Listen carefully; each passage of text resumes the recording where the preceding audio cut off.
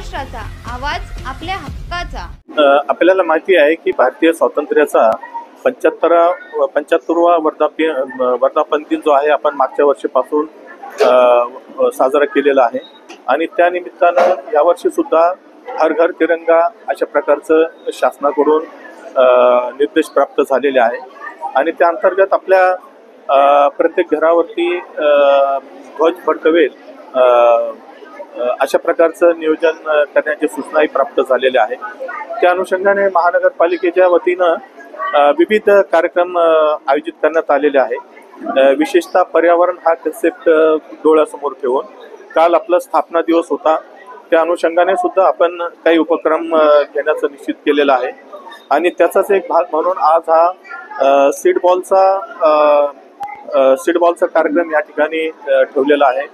यामध्ये आपण विद्यार्थ्यांनाही बोलवलेलं आहे, पालकांनाही बोलवलेलं आहे, आपले कर्मचारी वर्ग आहेत, अधिकारी वर्ग आहे, NGOचे प्रतिनिधी आहे आणि मागच्या वर्षी जो आपण सीड बॉलचा जो कार्यक्रम घेतलेला होता आणि त्याचं आपण शहरामध्ये विविध ठिकाणी डिस्ट्रीब्युशन केलेलं होतं, त्याचे अतिशय चांगले रिझल्ट्स आले।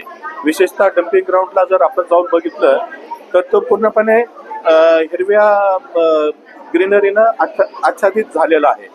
अशा प्रकारे याला अतिशय चांगलं यश मिळालं असल्यामुळं यावर्षी सुद्धा आपण हे करायचं निश्चित केलेलं आहे आणि त्यामध्ये विद्यार्थ्यांना सुद्धा आपण सामील करून घेतलेलं आहे, कारण हे जे विद्यार्थी आहे यांना हे एज्युकेशन सुद्धा मिळेल आणि त्यांना एक झाडाविषयी पर्यावरणाविषयी एक चांगली अनुभूती येईल, चांगली त्यांना नॉलेज येईल व त्याकडे ते आकर्षित होतील अशा प्रकारची आमची भावना आहे।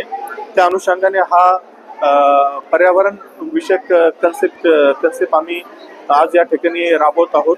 त्यामध्ये मोठ्या प्रमाणावरती लोकांचा उत्साह आहे आणि त्या अनुषंगाने 2-3 आव्हानं आम्ही नागरिकांना अजूनही केलेलं आहे की आपली जी आई आहे तिच्या नावानं एक झाड प्रत्येकाने लावणं गरजेचं आहे, त्याचं पूर्ण पालन पोषण करणं गरजेचं आहे, त्याला पाणी देणं, त्याला खाद देणं, फर्टिलाइज करणं, त्याचं संरक्षण करणं, अशा प्रकारचं त्यांनी त्यामध्ये इन्व्हॉल्व होऊन ते झाड पूर्णपणे संरक्षित राहील व वाढेल याची दक्षता घेणं गरजेचं आहे आणि त्यासाठी आपण नागरिकांना आवाहन केलेलं आहे।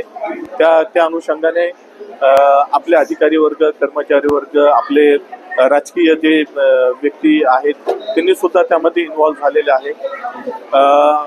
त्या व्यतिरिक्त एक आवाहन मी नागरिकांना असंही करणार आहे की आता काही दिवसामध्ये असेंब्लीचे इलेक्शन्स होणार आहे, त्यासाठी वोटिंग करणं हा आपला सगळ्यांचा अधिकार असतो, परंतु जोपर्यंत आपण रजिस्ट्रेशन करत नाही तोपर्यंत वोटिंग करत नाही आणि अनेक लोक वोटिंगसाठी रजिस्ट्रेशन करत नसल्यामुळं किंवा मतदार यादीमध्ये नाव नोंदवत नसल्यामुळं त्यांना मतदान करता येत नाही इच्छा असून सुद्धा। तर त्यासाठी शासनाकडून आणि इलेक्शन कमिशनकडून विशेष असं ड्राईव्ह घेण्यात आलेला आहे, तो आजपासून सुरू झालेला आहे। त्याचा सुद्धा शहरातील युवकांनी किंवा नागरिकांनी त्याचा लाभ घ्यावा असं मी सगळ्यांना आवाहन करतो आणि हा जो हर घर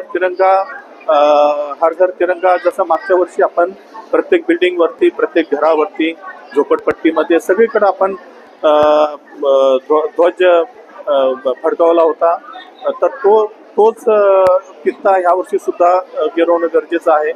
त्यासाठी मी नागरिकांना आवाहन करतो, काही ध्वज आम्ही सुद्धा उपलब्ध करायचा प्रयत्न करत आहोत CSR मधून, परंतु नागरिकांनाही विनंती करतो की कृपया आपण ध्वज खरेदी करावं, आपल्या बिल्डिंगवरती किंवा आपल्या घरावरती ते फडकवावं असं मी सगळ्यांना नम्र आवाहन करतो।